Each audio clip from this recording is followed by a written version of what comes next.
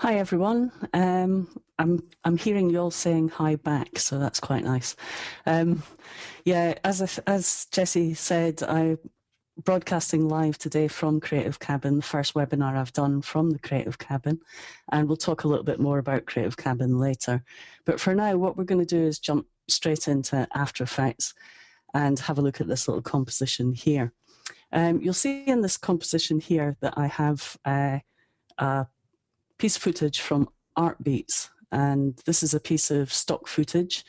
I wanted to make a title sequence with a festive theme, so I looked for something with a festive theme and found this nativity scene. This is just somebody's light display filmed from their front garden. Someone with quite exuberant Christmas decorations has been filmed, and Artbeats have got some great footage like this on their website. So basically what I want to do is I want to take this and I want to make it into a festive horror story title sequence, which is this. Okay, so we're going to take it from that into this. And you'll notice how this has a lot more depth to it. It seems like the tree is really coming into the foreground. And this is all just done with Boris Continuum Complete effects. And specifically, the one that I use most in this is Boris Continuum Complete Grunge, which is a plugin that I just love. It's got so much in it. So what we're going to do is we're going to start here in this first composition, and we're going to open up Boris Grunge. And in here, you'll see we have the effect. I haven't switched it on, so let's switch it on. And basically, it creates a texture. Okay, that's the basic functionality. It does a whole lot more than that, though. So let me show you what it does. First of all, what we're going to do is go into the FX browser. The FX browser is a way of being able to see all of the effects and all of the presets that you can apply using this particular filter or plugin. Now, BCC Grunge comes with lots of presets and lots of textures, and these are all freely provided to you with the plugin when you buy it, okay, when you install it. So you see you've got all these textures and looks that can be applied to your video, either as standalone layers or they can be composited onto the video itself. So I could choose one of these if I wanted to, but I kind of tend to like to make my own custom effects. And the great thing about BCC Grunge is it allows me to do that. So if we cancel out of that for a second, what I'm going to do is just jump to the Finder. And in there, you'll see this folder called Grunge Texture. This is where all those textures that are applied using the Grunge filter are kept. And if I select this one, hit spacebar, you'll see that's the one that is being used there with the default setting, a kind of scratched metal effect. And these are in Macintosh hard drive, library, application support, Boris Effects, Grunge Texture, and that's where these files live. We'll also tell you where they live on Windows a little bit later. I'm on a Mac at the moment.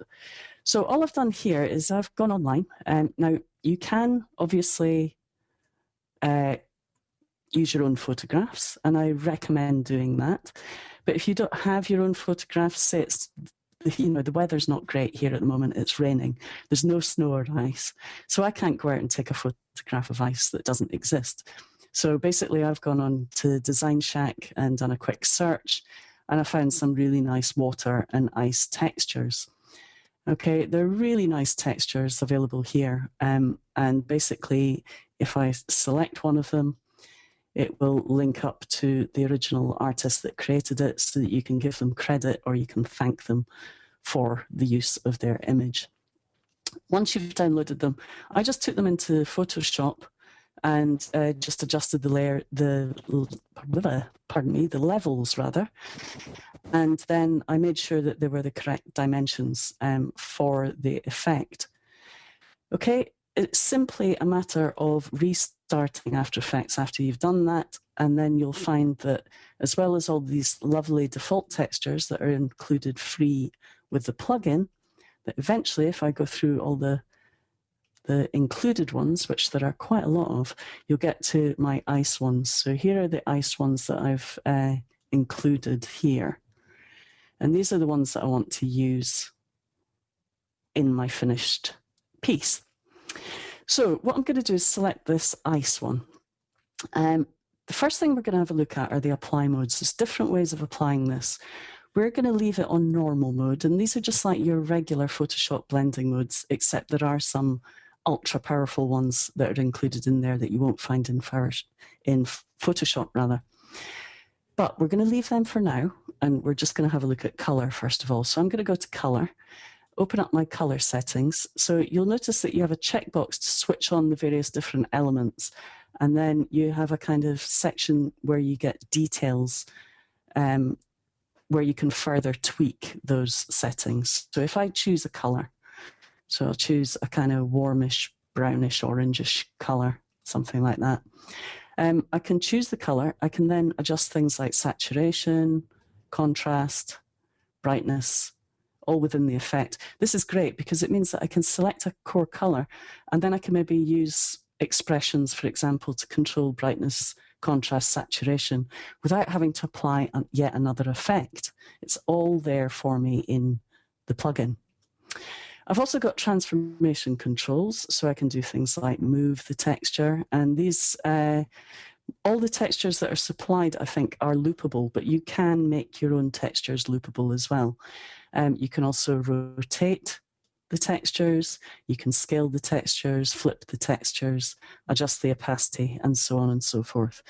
All that's available for you. I'm not going to do that here. All I'm going to do is first of all go down to the bump section. We've got a displacement map in here. I'm not going to use it for this effect, but that's available. But we've also got a bump map, and you'll notice that with the bump map, it really brings that texture to life. Now I can adjust the height of that bump map and the smoothness. We can adjust the lighting, make lighting stronger, pull the light further away from the bump map or closer to it, and adjust the light intensity. There's also controls for the light position and specular, ambient, diffuse properties as well. So a huge amount of control in there. Now, at the moment, the bump map is just working on that texture and working quite nicely. But if I go up to my blending modes again and choose something like, well, let's choose scale screen, you'll notice that now we're seeing the texture of the video footage coming through as well. Now, I'm just going to go into my color and just adjust the contrast, bring that down a bit, and bring up the brightness so that you can see that a little bit more clearly. Okay, there you can see the texture of the video is also being bumped, as well as the texture that's been applied. So essentially, we're combining two layers together with a blending mode and then applying a bump map to it. Okay, so in this project, I've skipped a couple of sections here. So I'm going to go on to this one where I've already prepared one with exactly the settings that I want. And in here, what we're going to do is go back into the effect and apply some other elements. So the next thing I'm going to apply is a flicker. Now, flicker is pretty self-explanatory. If we preview that, you'll notice we've now got a flickering light effect, which adds to the kind of spooky feeling that I want to portray.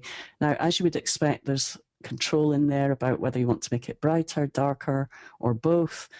The amount, the speed, and the randomness can all be changed. We're going to leave it on the default setting.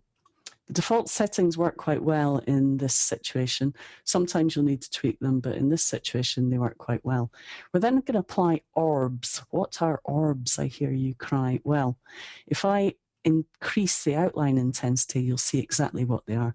They're circular shapes that are composited on the footage that give us a kind of random lighting effect or flickering effect. And there's various different ways of controlling these, as you would expect. You can blur them, you can change the color, you can apply gradients, reverse the gradients, randomize the colors, adjust the intensity. There's all sorts of control in there. All I'm going to do is just very quickly change the color. Okay, so we're going to choose a lighter kind of beige color for those orbs, and that's that work done. Okay, so the other thing we're going to put on is dust. So we'll open up our dust settings, and as you would expect, there's all sorts of control in there for dust. And as I increase the density of the dust and the scale of the dust, hopefully you'll be able to see it composited there. Let's just bring that density down a little bit. You can see those dust particles flickering on and off as I adjust those values. Okay, and that just adds another bit of randomness to the whole thing. We've got flickering lights, we've got bits of dust floating around, all sorts of bits and pieces that just make the whole thing look more organic. Okay. So again, I'm going to go back here where I've already created it with exactly the settings that I want. You'll see the orbs are slightly stronger in this one. And now what we're going to do is have a look at the spotlight and vignette settings. Now I'm going to do something a bit odd with vignette. I kind of like to try and break plugins and make them do things they're not supposed to do. So that's what I'm going to do here. Sorry, everyone at Boris, but I'm going to make your plugin do something it wasn't designed to do. So I'm going to put the spotlight on, okay? And that just adds a little bit of light to the scene. What I really wanted to do with this was I thought I want to do a kind of multi-layered vignette, but the vignette settings only allow me to choose one color. So I had a little idea. I thought, what about if I make the spotlight a vignette and then place the vignette on top of that? And that's what I'm going to do here. So notice that if I adjust the position of the spotlight, let's just pull that in a bit further. And the intensity of the spotlight and the cone angle. Okay, let's just bring that down. I think I've done the intensity a little bit too high, so let's pull that down and we'll make the cone angle a little bit wider than that. Okay, bear with me.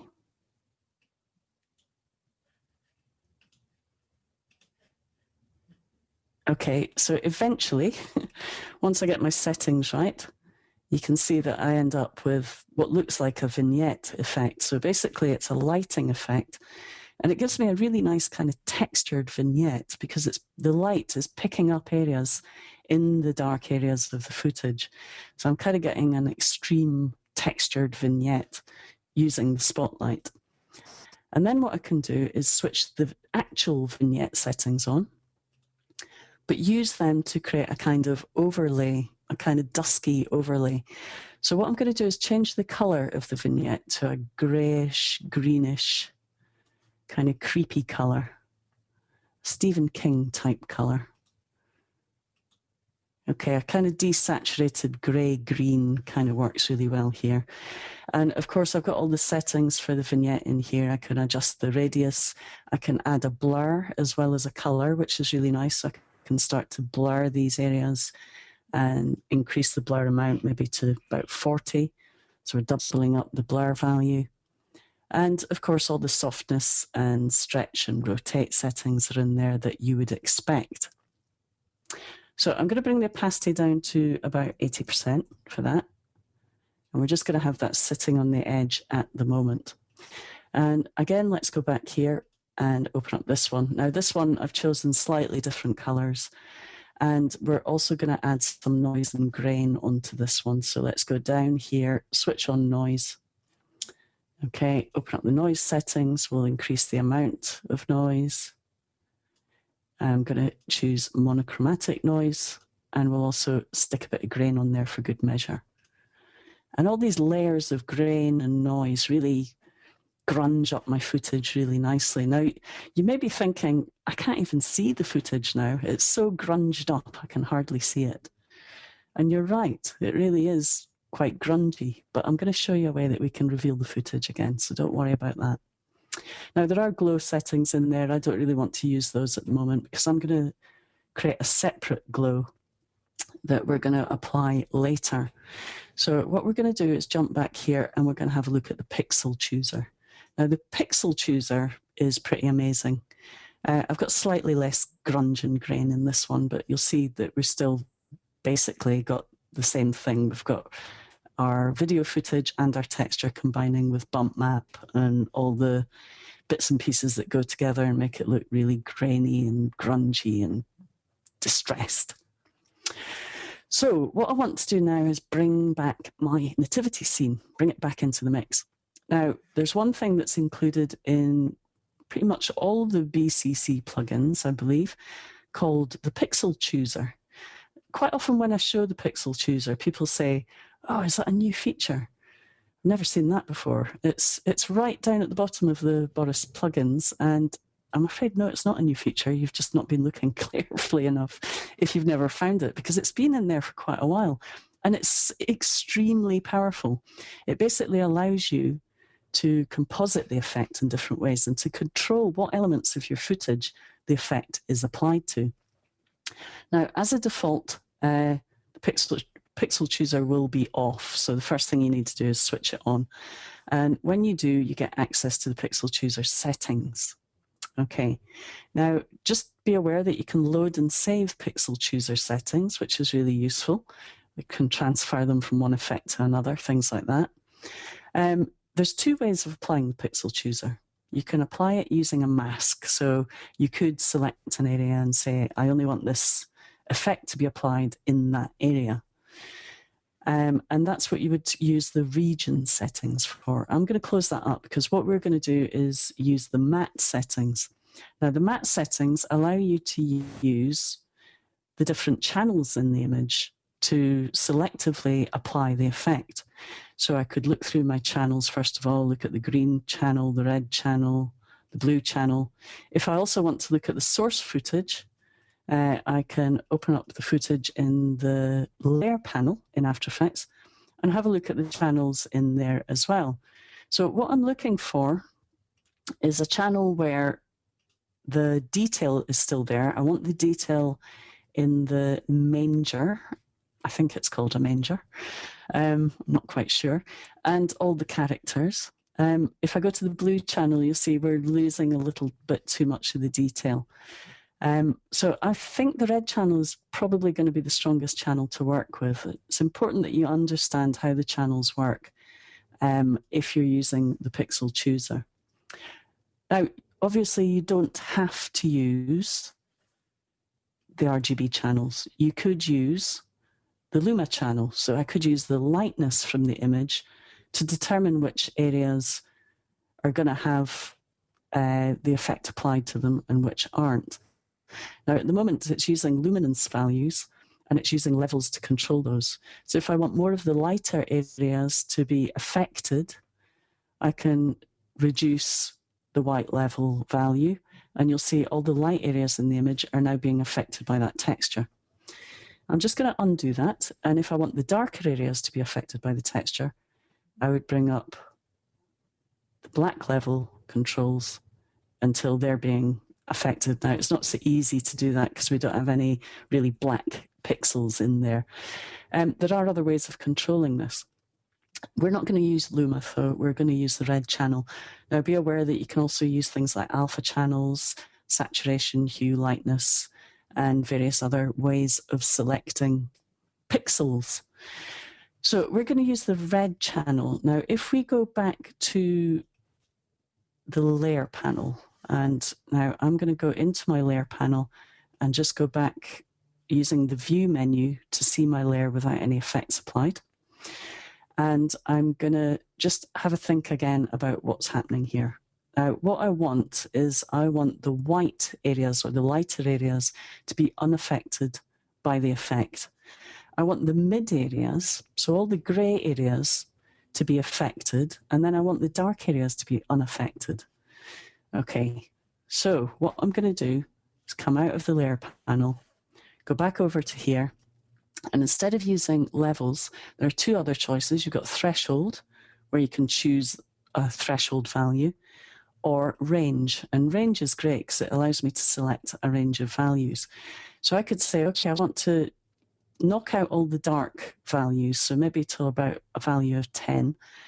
And then I also want to increase the amount of white that is unaffected. So basically, I'm saying anything above 195, say, with a red value above 195, and below 10 will be unaffected. And the only other areas that are going to be affected are these areas here.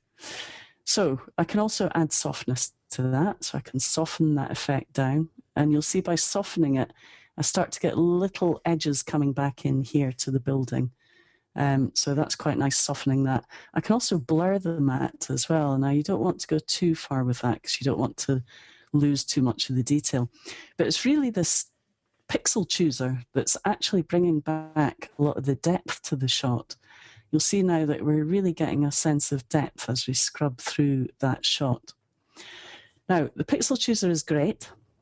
The only problem in this situation was that I actually wanted to treat the characters differently from the other elements in the shot. And that'll further help to bring them forward and give them a sense of depth. But there isn't any way at the moment of being able to do that easily. I'm just going to pull that value down a little bit more. We're losing a little bit of that character there. So what I decided to do was, again, use the effect for something it wasn't designed for. So I was trying to think of how I could kind of separate the elements. And I came across the idea that I could just switch off the pixel chooser in this layer and then duplicate the layer. So Command D to duplicate it. Open up the effect on this layer. Now on this layer, I'm going to switch off all those elements that I don't need. And this is why these little checkboxes are great. So it's great being able to go in and adjust details down here, but it's great just having a switch to switch the whole thing on or off. It means that you don't have to remember all the settings or save presets. You can just simply switch them on and off. Okay, so I've switched off all those other elements. All I'm using here is the pixel chooser. And I'm going to say, instead of putting the pixel chooser onto on, I'm going to say view chosen pixels. Basically, what it's doing is creating a matte for me. And it's showing me black pixels, white pixels, and grey pixels. Now I can use these pixels to determine areas of transparency in my other layer. So if you think about it, this layer, instead of just revealing pieces of footage through the effect, what I can do is I can use this layer to actually punch holes in this layer through to another layer that I can color correct the way I want it to. So that's what I'm going to do. Now, if I'm going to use this as a matte, which is the kind of official name for the process I've just described, then I need to pre-compose this layer. Keyboard shortcut for that is Command-Shift-C or Control-Shift-C on Windows. And here's the pre-compose window. What I'm going to do is call this matte comp. Now, the reason we need to pre-compose it is that After Effects will naturally look at a layer for a matte before the effect's applied. So it's not going to take the effect into consideration when it looks at that source layer. If you want it to take the layer and the effect, you need to pre-compose it to compound those two things together. Now, if we choose the default leave all attributes in 06 pixel chooser, it's basically going to leave the effect in this comp, which is not what we want. We want to move all the attributes, including the BCC Grunge effect, with its pixel chooser into the new composition. So we'll say move all attributes into new composition and click OK. Okay, it doesn't appear any different. It's just a nested composition that has that effect rendered into it. But now we can use it to create transparency. There's lots of ways of doing that. You can use effects to do that, but the easiest way is really to go to your modes panel, and in there use the track matte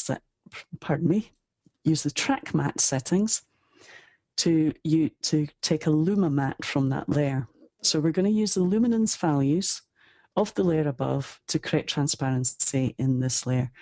And that's exactly what it does. So if I switch on my transparency grid, you can see now that we just have our lovely texture isolated to just those areas. And you can see all that lovely noise and visual disturbance happening within that area.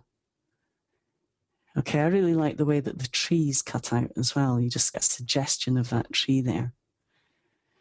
Okay, so where do we go from here? Okay, so the next step is to switch on the layer underneath. And if I switch on that layer and just solo it, you'll see it's basically just another copy of that layer. But the nice thing about this is once it's composited, it looks really lovely.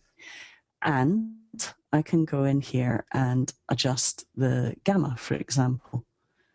Okay, and I can do that by using the scrubbable values over in the effect control panel, or as with all of these lovely Boris effects, I can use a nice intuitive visual control right in the composition panel.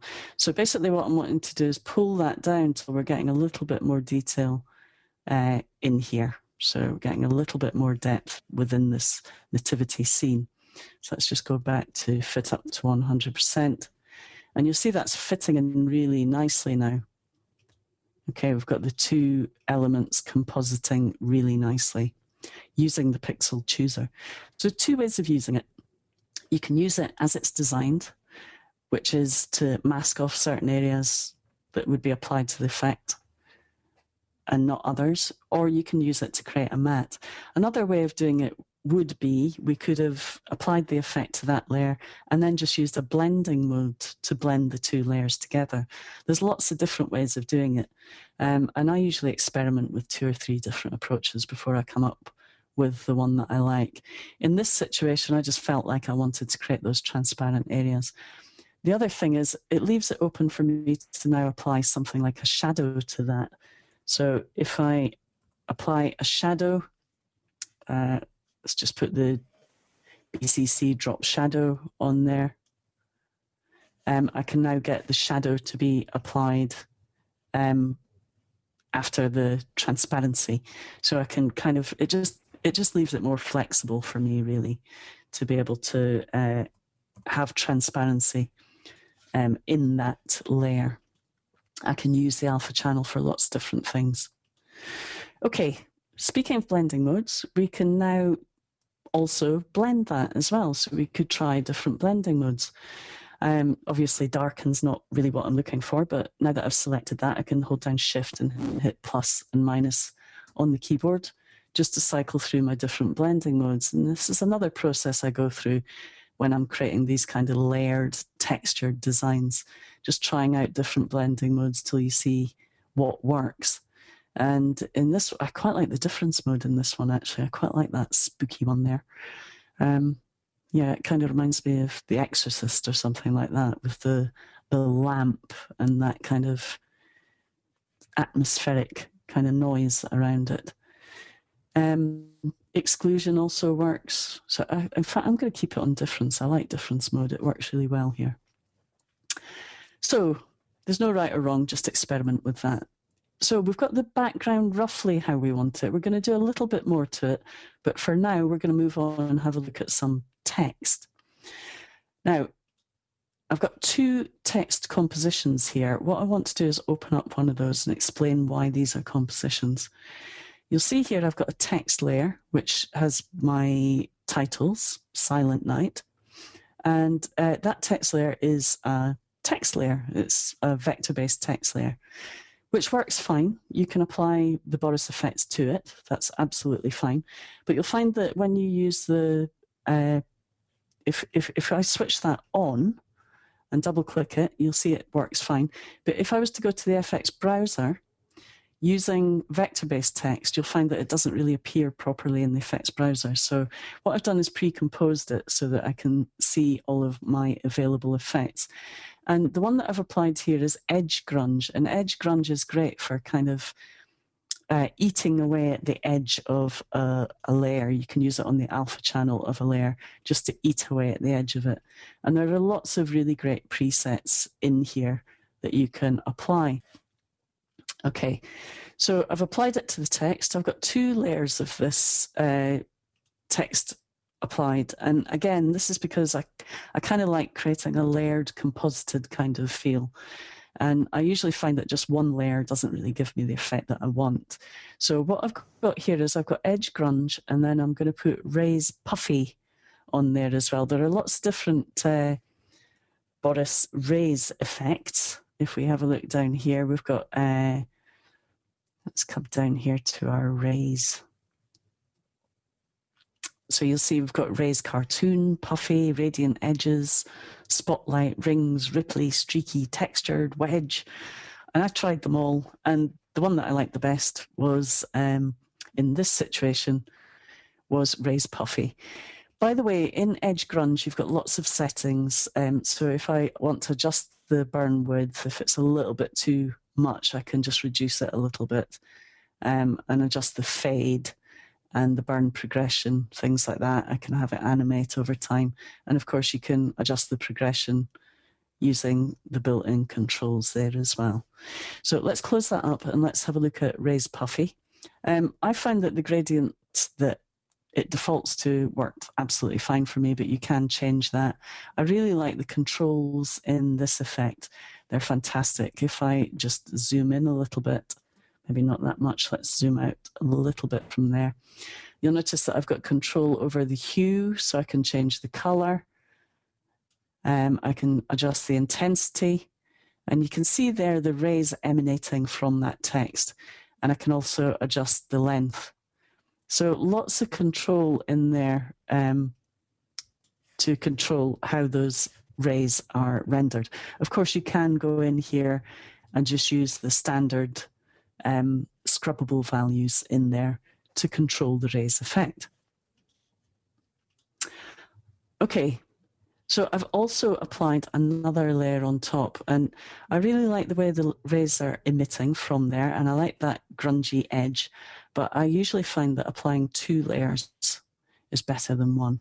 And what I've done here is I've used hard light mode to composite this layer on top of the other layer. If we have a look at that one in isolation, I'm also going to apply an edge effect to that and a multi-shadow. So let's switch that on again.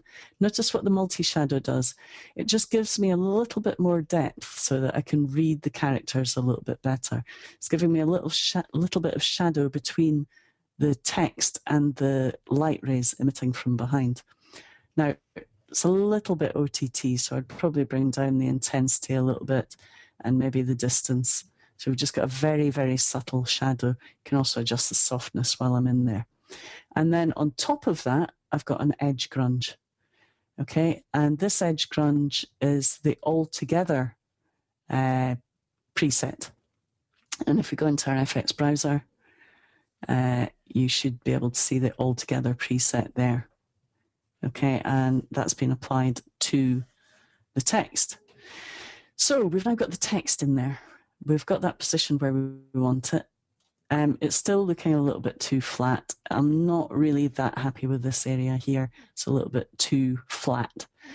So what we're going to do is go back to our project panel, open up this one, where we're going to apply an adjustment layer. Now, I've applied the adjustment layer between the 2 text layers, and I'll explain why in a little while. What I'm going to do is hit E on the keyboard, and you'll see I've already applied 2 effects. One is the BCC vignette effect. And if I apply that, you'll see it applies a vignette to the footage, which is really nice. I'm going to do a couple of things with the vignette. I want more dark areas here and down here. So what I'm going to do is center it somewhere up here. That also works because the light's kind of coming from this area as well. So let's just bring the center up into this area here. And that just darkens down that area nicely for the text. I can also adjust the softness and the smoothness just to bring that dark area in a little bit more. Let's just adjust the radius very slightly. And of course, there's lots of different ways to composite that. I could multiply it, screen it, whatever I want to do. And I can change the color, but I'm quite happy with that. I like the way the tree is still highlighted. We've got some dark areas down here in the corner and some nice dark areas up here. And finally, I'm going to put a film glow on. Now, the default for film glow is a wee bit too strong, as we say in Scotland. So what I'm going to do is go into my effects browser, first of all, and use one of the effects as a starting point. There are some great looks in here. By the way, these are all searchable, so you can go through and search for the look that you want. There's some really good kind of scary movie ones in here. Got things like green haze, envy, some really spooky kind of lighting effects. So it's quite amazing the different looks that you can get just from one effect. I quite like this one, Warm Light Mist, so I'm going to double click it and apply it to the footage. And then I've got less work to do in order to get it the way I want it. I am going to adjust it slightly. And again, I'm going to go into my controls here. I'm going to adjust the threshold. You can see that what that's doing, it's just defining the areas which will have the glow applied to them. I'll adjust the radius, the intensity, and now you can see it's only really those main characters that are having that glow applied to them. Let's bring the radius down, threshold slightly back down, and then we'll go back up to fit up to 100. Okay, so we've got the glow effect applied as well. So let's go back to our project panel. Only other thing to do is really have a look at some different blending modes as well. The other mode that I find works really well here is the exclusion mode, because that allows us to keep, you can see there's quite a lot of detail held in that building there and in the tree. Exclusion mode I found worked really well, as well as difference mode. Difference mode is a little bit OTT. Lighten mode also works well. So up to you to choose which mode you prefer. A little tip for you, when you're comparing modes, really useful thing to use is a snapshot tool. So if I click on Take Snapshot and then go to Exclusion, I can now compare, whoops, wrong button. So I go to Exclusion, then go to Lighten and press the playback button. I can compare the two, okay? So actually I think the Lighten mode that I have currently is better for what I'm after. So the only thing left to do is to go to the end result and just preview it. So I'm just going to preview that. And you can see there, it really feels like we've got a little bit more depth to the shot. Now, there are various other things we could do there. We could animate the noise itself, the texture itself. Remember, we had a look at the transform settings. We could have that zooming in at the same timing as the camera zooming in. We could also track the text into the shot. So there's lots of other options of what we could do with this. But that's how to use basically one effect, the grunge effect, to really take that kind of standard stock footage and really bring it to life and give it a bit of depth. It almost looks like 3D footage when you watch that zooming in. So with that, what I'm going to do is just jump over to my presentation. I've got a couple of freebies to give away and also a few things to tell you about. So what we're going to do is stop that playing back, and then we're going to have some Q&A as well. So I'm going to jump over to my presentation for a second. And as I said earlier, I'm presenting live from Creative Cabin today. And Creative Cabin is my studio where I create all of my freelance work. I also record all my video training here as well. And when I'm not using it, I rent it out to other people to use it. And I get people coming here to write books, to record training, or just to get their head down and do a bit of work. And I also provide training here. So if people want to come here and get 2 days training, they can come and stay in the cabin. And during the day have training with me, and in the evenings they can play on the computer or watch TV or do whatever they want to do. So this is the Creative Cabin, and that's where I'm presenting from. Just a little word about Artbeats. Artbeats kindly contributed that piece of footage, and they have lots of great deals at artbeats.com. So please go and visit there if you get a minute to. I'd really appreciate that. A really great company to work with. A little bit about my websites. angietaylor.co.uk is one of my websites. Let's just go and visit there.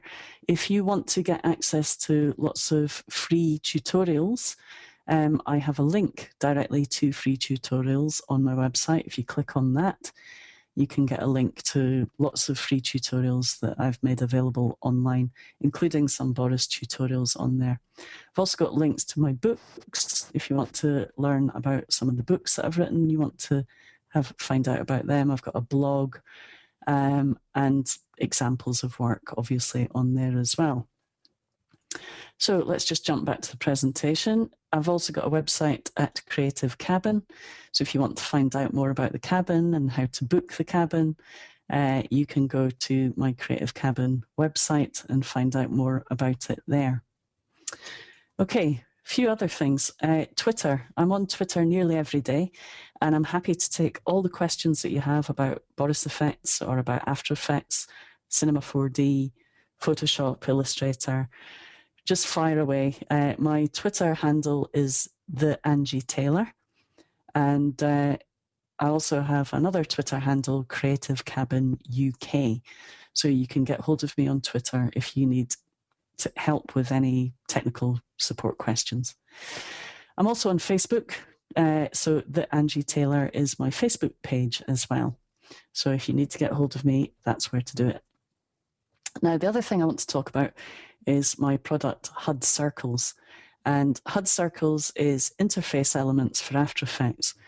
And basically I'm selling these. It's a template project which creates lots of circular elements that you can use to create your own heads-up display interfaces for your motion graphic design projects. I'm going to give away one of these when we move on to questions. So if you want to win a copy of this, then stick around and we'll have some questions and answers where you can win a copy of this. Okay, the other thing is a freebie for everyone. So everyone who's listening can get access to my free trial offer at lynda.com. If you go to www.lynda.com/trial/Angie Taylor and sign up using the code 7-day free trial, it will actually give you, contradictory, 10 days free trial. So it's been updated now to 10 days. So it will take you to this page on lynda.com where you can sign up and you'll get 10 days free to watch all the tutorials you want to watch on lynda.com. So it's a really great learning resource there. So everyone has access to that. So just copy down that code 7-day free trial.